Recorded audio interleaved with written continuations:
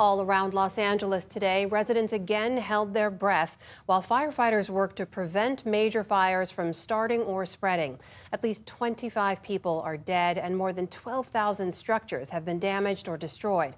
More than 80,000 people remain under evacuation orders. Stephanie Sy has our report. It was another tense 24 hours in Southern California as exhausted firefighters worked to contain flare-ups and protect hard-fought progress across the city. The anticipated 70-mile-an-hour winds have yet to materialize. However, this could change, and we are still at risk. As of this evening, millions remained under red flag warnings, while crews continued to battle flames from the ground and the air. The good news for weary Angelenos, winds were mostly weaker than anticipated, and the forecast for the week was largely favorable, though there's still no sign of rain. The danger has not yet passed, so please prioritize your safety. This morning, LA City officials faced tough questions about their preparedness and firefighting strategy.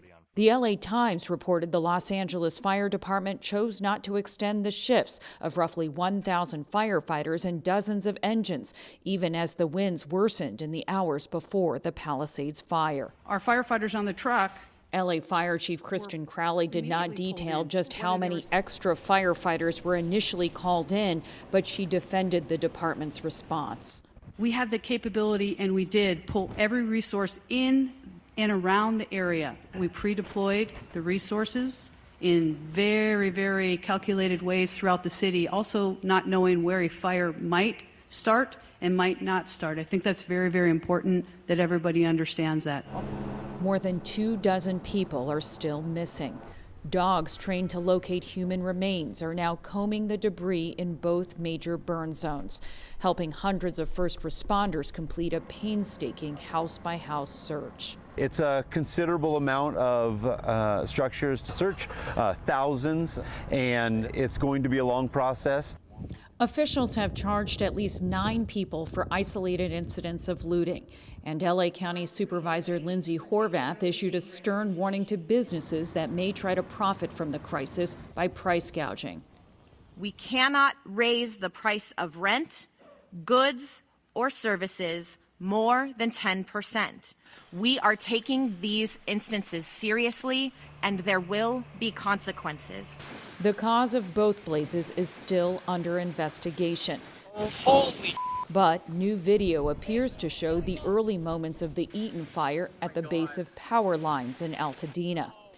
In the Palisades, residents said flames erupted in an area where a fire had previously burned on New Year's Day. There was no lightning, there's no power lines up there, there's no reason necessarily that a fire would just start by itself, but who knows?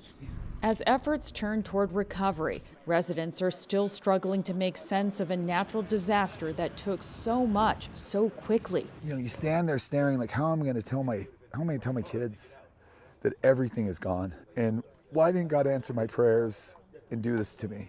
And yet even those who've lost everything, like Altadena resident Aaron Lubley, are helping others.